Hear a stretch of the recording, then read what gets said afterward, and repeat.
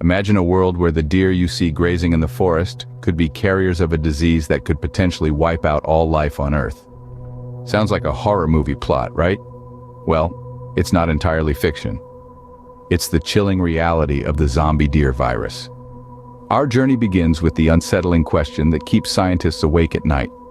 This isn't your average deer we're talking about. This is about a seemingly harmless creature, now a potential carrier of a deadly disease. The term zombiedeer virus may sound like it's ripped straight from a Hollywood script, but it's far from fantasy. The reality, in fact, is more terrifying than any movie. When the virus was first discovered, it sent a ripple of shock and fear through the scientific community. A disease with such a horrifying name, surely it was a joke. But as they delved deeper, the grim reality began to unfold. So what exactly is this zombiedeer virus, and how did it come to be? To understand the zombiedeer virus, we have to travel back in time to the 1960s in Colorado. It was a time of great scientific discovery, but amidst the achievements, a nightmare was born. In the heart of the Rocky Mountains, a strange phenomenon started to occur. Deer, once lively and full of energy, began to display disturbing symptoms. Their bodies became thin, their movements sluggish, and their eyes vacant. They were the living, yet they were not truly alive. They were the first victims of what we now call the zombiedeer virus. In the scientific community, the disease was given a more formal name, chronic wasting disease, or CWD. It was a fitting name for an ailment that slowly but surely wasted away the vitality of its victims. The symptoms were startling. Deer, elk, and moose started to lose weight drastically. They showed signs of listlessness, repetitive walking patterns, and a lack of fear of people. They seemed to be in a continuous state of confusion, as if trapped in a nightmare they couldn't wake up from. But how did this disease originate? The answer is as elusive as the cure. Some point to a type of protein called prions, known for their role in several neurodegenerative diseases, yet no one knows for sure how these prions first infected the deer population. Theories abound, but the origin of the disease remains a mystery, shrouded in the mists of the mountains where it first appeared. The initial instances of CWD were alarming, but what was even more concerning was how the disease began to spread. It wasn't long before cases were reported beyond the borders of Colorado. Deer in neighboring states started showing the same eerie symptoms. The infection was on the move, crossing state lines with a quiet, relentless persistence. But the virus didn't stay confined to Colorado, it began to spread. Like a nightmarish specter, the zombiedeer virus was no longer a local problem. It was a ticking time bomb, threatening to engulf the entire country in its deadly grip. The birth of a nightmare had begun, and the world was about to become its stage. Over the decades, the zombiedeer virus has been slowly but surely invading various parts of the world. A silent invasion creeping its way into the veins of our wildlife and leaving a trail of devastation in its wake.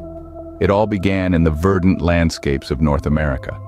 The virus, like a ghost, silently slipped into the deer populations unnoticed. In the heartland of America, it found a home, a place where it could grow and spread. From the lush forests of the Pacific Northwest to the rugged terrains of the Rocky Mountains, the virus quietly multiplied, its presence known only by the eerie symptoms it caused in the deer it infected. But North America was only the beginning. The virus, unsatisfied with its conquest, sought out new territories. Like a shadow, it crossed borders and oceans, making its way into the wilderness of Europe and Asia.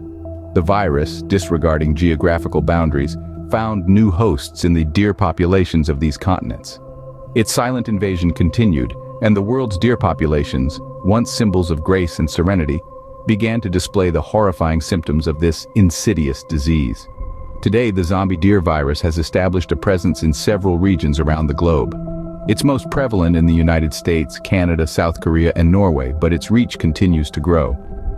The regions most affected are those with rich deer populations, but as the virus continues to evolve, no region is truly safe.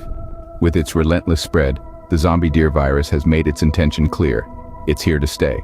But as it continues its silent invasion, we must face the chilling question it poses. What could be the ripple effects of this virus? What could be the consequences of this silent, creeping invasion on the biodiversity of our planet? As the virus continues to spread, the question arises, what impact could this have on life on Earth? The zombiedeer virus is not just a threat to deer. it could potentially impact all life on Earth. This chilling statement rings with an eerie truth. The virus, with its capacity to alter the neurological functions of its hosts, is not selective. Its reach extends beyond deer, potentially posing a threat to a wide array of species, including our very own. Imagine a world where the virus has leaped from deer to other animals. Our beloved pets could fall victim, their behavior altering drastically as the virus takes hold.